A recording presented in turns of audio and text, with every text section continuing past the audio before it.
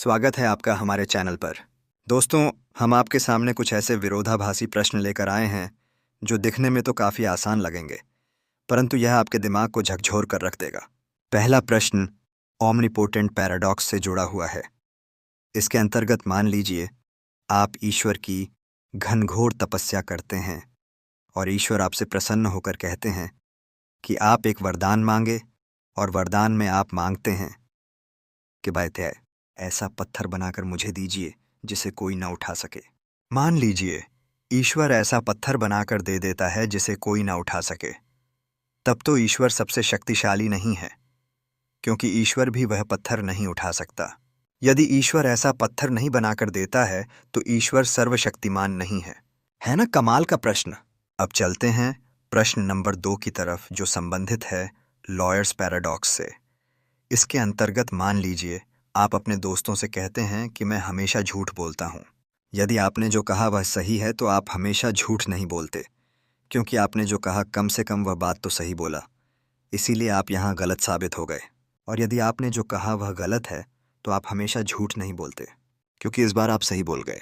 कैसा लगा यह पैराडॉक्स? अब चलते हैं अगले पैराडॉक्स की तरफ, जिसका नाम है पैराडॉक्स ऑफ द कोर्ट।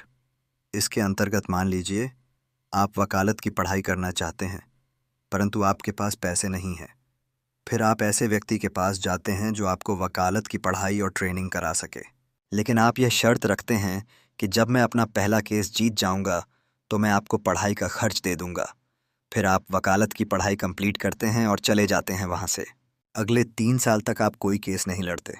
अब वह व्यक्ति आपके पास आता है और अपने पैसे मांगता है, लेकिन शर्त के अनुसार आप उसे पैसे नहीं देते हैं और कहते हैं कि जब तक मैं अपना पहला केस नहीं जीत जाऊं तब तक पैसे नहीं लौटाऊंगा।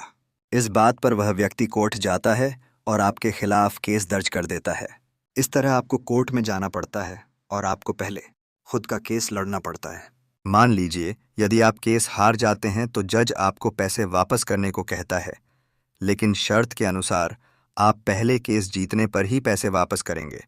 लेकिन आप तो केस हार चुके हैं, इसलिए आप पैसे नहीं चुकाएंगे। और यदि आप केस जीत जाते हैं तो शर्त के अनुसार आपको पैसे लौटाने पड़ेंगे, लेकिन कोर्ट के आदेश के अनुसार आपने केस जीत लिया है, इसलिए आप पैसे नहीं लौटाएंगे। है ना दोनों परिस्थितियों में आप ही की जीत। अगला है सोमेलिया पैराडॉक्स।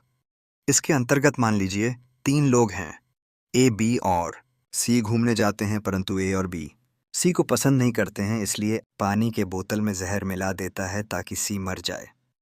परंतु ए को यह पता नहीं होता है, इसलिए वह सी के बोतल में छेद कर देता है ताकि सारा पानी बह जाए और सी पानी की कमी से मर जाए। यही हुआ, सी डिहाइड्रेशन से मर गया।